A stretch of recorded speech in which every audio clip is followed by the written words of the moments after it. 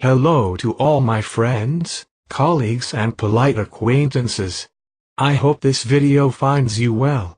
I'm back to tell you this time, not about an app, but about a software update called iOS7 which has resulted in some changes to our iPhones and iPads.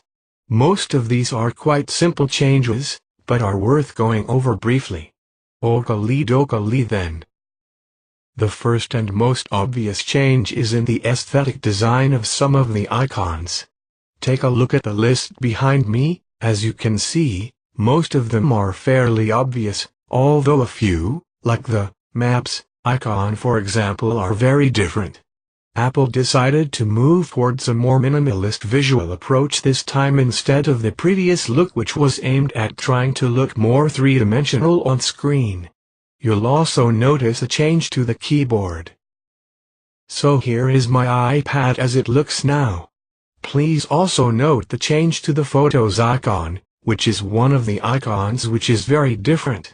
Many people have noticed that this appearance is similar to that on the Samsung Galaxy phones. Anyway, now let me show you a few changes to the way we navigate from here. So do you remember how you used to double-click the home button to show all of the apps that were open on your iPad? They used to come up on a little bar down on the bottom of the iPad. Well, now if you double-click the home button, those icons still open up below, but now it also shows those apps in small windows above. This allows you to scroll through and view where you were at for each app. In order to close an app from here, all you now need to do is place your finger on the app window and swipe upwards. If you're feeling really clever, you can actually close multiple apps at the same time. Try it out. The manner in which you access AirPlay is also different. Now at any point on the iPad all you need to do is swipe up from the base of the iPad with one finger and it will bring up the snazzy menu shown on the right. This is where many functions are now accessed quickly, including camera, timer, music, AirDrop and AirPlay, which I have indicated with a green circle. It's a much simpler way to get to AirPlay. Now if we switch our gaze to look at the upper area of the screen, I'd like to show you a second change in iOS 7.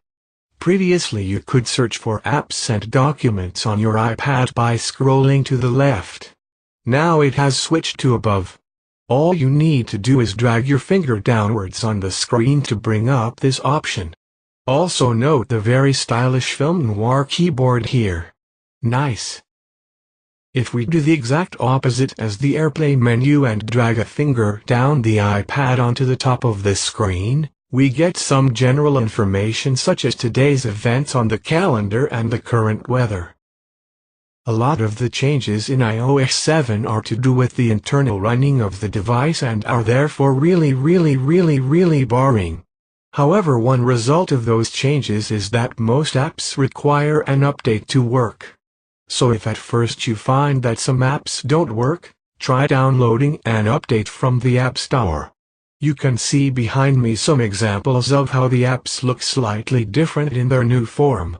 Some have changed more than others. That's about all I have for you for now. I reckon that you can figure out the rest for yourselves. If there is anything that I have missed, then please speak to the hand, because the face ain't listening. Best wishes, kind regards and ta-ta for now, my friends.